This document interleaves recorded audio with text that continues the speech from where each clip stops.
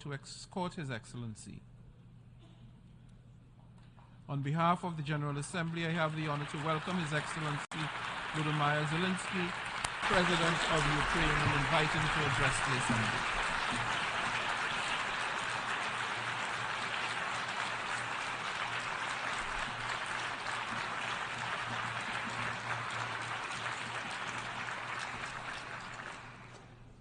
Thank you very much. I welcome all who stand for common efforts, and I promise, being really united, we can guarantee fair peace for all nations.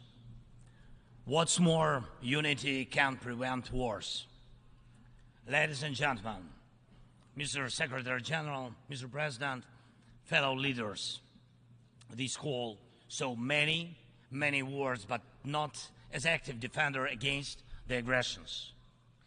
In many cases, the fear of war, the final war, was the loudest here, the war after which no one would gather in the General Assembly Hall again. The Third World War was seen as a nuclear war, a conflict between states on the highway to nukes. Other wars seemed less scary compared to a threat of the so-called great powers firing their nuclear stockpiles. So the 20th century taught the world to restrain from the use of the weapons of mass destruction, not to deploy, not to proliferate, not to threaten with, and not to test, but to promote a complete nuclear disarmament. Frankly, this is a good strategy, but it should not be the only strategy to protect the world from the final war. Ukraine gave up its third largest nuclear arsenal. The world then decided Russia should become a keeper of such power. Yet history shows it was Russia who deserved nuclear disarmament the most back in 1990s. And Russia deserves it now. Terrorists have no right to hold nuclear weapons. No right. But truly, not the nukes are the scariest now. While nukes remain in place, the mass destruction is gaining its momentum. The aggressor is weaponizing many other things, and those things are used not only against our country, but against all of yours as well.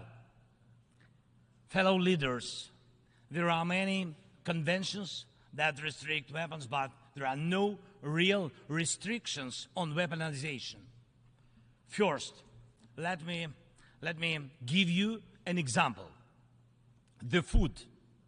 Since the start of the full-scale war, the Ukrainian ports in the Black and Azov Seas have been blocked by Russia. Until now, our ports on the Danube River remain the target for missiles and drones.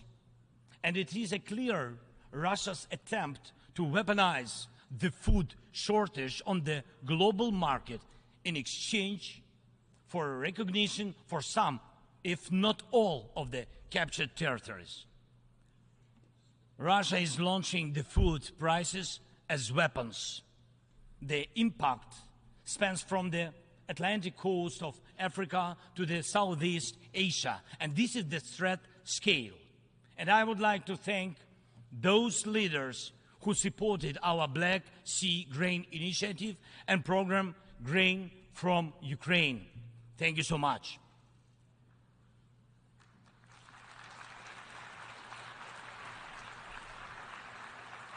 United, we made weapons turn back into food again. More than 45 nations saw how important it is to make Ukrainian food products available on the market, from Algeria to Spain to Indonesia and China. And even now, when Russia has undermined the Black Sea Grain Initiative, we are working to ensure food stability. And I hope that many of you will join us in these efforts. We launched a temporary sea export corridor from our ports. And we are working hard to preserve the land routes for grain exports. And it is alarming to see how some in Europe, some our friends in Europe, play out solidarity in political theater, making thriller from the grain. And they may seem to play their own role, but in fact, they are helping set the stage to a Moscow actor. Second, weaponization of energy. Many times the world has witnessed Russia using energy as a weapon. Kremlin weaponized oil and gas to weaken the leaders of other countries when they came to the Red Square. And now this threat is even greater. Russia is weaponizing nuclear energy. Not only it is spreading its unreliable nuclear power plant construction technologies, but it is also turning other countries' power plants into real dirty bombs. Look, please, what Russia did to our Zaporizhia power plant. Shelled it, occupied it, and now blackmails others with radiation leaks. Is there any sense to reduce nuclear weapons when Russia is weaponizing nuclear power plants? Scary question. The global security architecture offers no response or protection against such a treacherous radiation threat, and there is no accountability for radiation blackmailers so far. The short example is children. Children.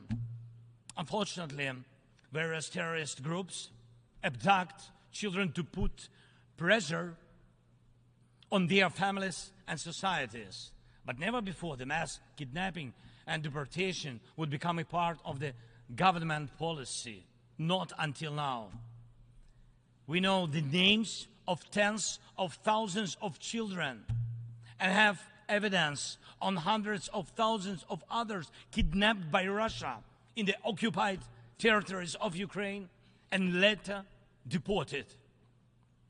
The International Criminal Court issued arrest warrant for Putin for this crime. And we are trying to get children back home. But time goes by. What will happen with them? What will happen to them? Those children in Russia are taught to hate Ukraine, and all ties with their families are broken. And this is clearly a genocide. When hatred is weaponized against one nation, it never stops there. Each decade, Russia starts a new war. Parts of Moldova and Georgia remain occupied. Russia turned Syria into ruins. And if not Russia, the chemical weapons would have never been used there in Syria. Russia has almost swallowed Belarus. It is obviously threatening Kazakhstan and other Baltic states. And the goal of the present war against Ukraine is to turn our land, our people, our lives, our resources into a weapon against you, against the international rules-based order. Many seats in the General Assembly Hall may become empty if Russia succeeds with its treachery and aggression. Ladies and gentlemen, the aggressor scatters deaths and brings ruins even without nukes, but the outcomes are alike. We see towns, we see villages in Ukraine wiped out by Russian artillery, leveled to the ground completely. We see the war of drones. We know the possible effects of spreading the war into the cyberspace. The artificial intelligence could be trained to combat well before it would learn to help the humanity.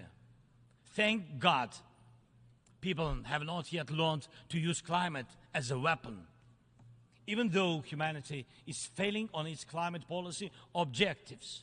This means that extreme weather will still impact the normal global life, and some evil state will also weaponize its outcomes.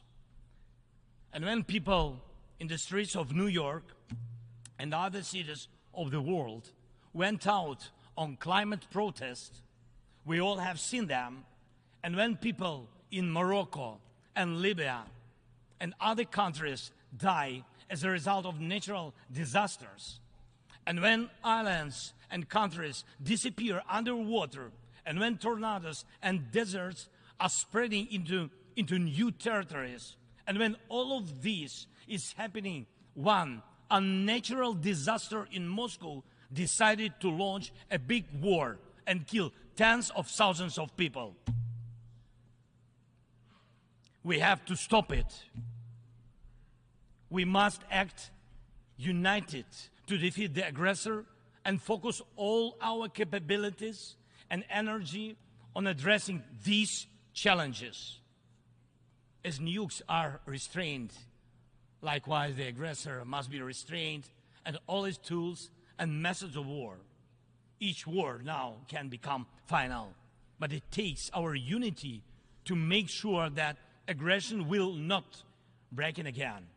And it is not a dialogue between the so-called great powers somewhere behind the closed doors that can guarantee us all the new wars era, but open war of all nations for peace. Last year, I presented the outlines of the Ukrainian peace formula at the UN General Assembly. Later, in Indonesia, I presented the full formula. And over the past year, the peace formula became the basis to update the existing security architecture. Now we can bring back to life the UN Charter and guarantee the full power for the rules-based world order. And tomorrow, I will present the details at a special meeting of the UN Security Council. The main thing is that it is not only about Ukraine. More than 140 states and international organizations have supported the Ukrainian peace formula fully or in part. The Ukrainian peace formula is becoming global. Its points offer solutions and steps that will stop all forms of weaponization that Russia used against Ukraine and other countries and may be used by other aggressors. Look, for the first time in modern history, we have a real chance to end the aggression on the terms of the nation which was attacked. And this is a real chance for every nation to ensure that aggression against your state, if it happens, God forbid, will end. Not because your land will be divided and you will be forced to submit to military or political pressure, but because your territory and sovereignty will be fully restored. We launched the format of meetings between national security advisors and diplomatic representatives. Important talks and consultations were held in Hiroshima, in Copenhagen, and in Jeddah on the implementation of the peace formula. And we are preparing a global peace summit. And please, I invite all of you who do not tolerate any aggression to jointly prepare the summit. And I am aware of the attempts to make some shady dealings behind the scenes. Evil cannot be trusted. Ask Prigozhin if one bets on Putin's promises. Please hear me. Let unity decide everything openly. While Russia is pushing the world to the final war, Ukraine is doing everything to ensure that after Russian aggression, no one in the world will dare to attack any nation. Weaponization must be restrained. War crimes must be punished. Deported people must come back home. And the occupier must return to their own land. We must be united to make it. And we will do it. Slava Ukraini!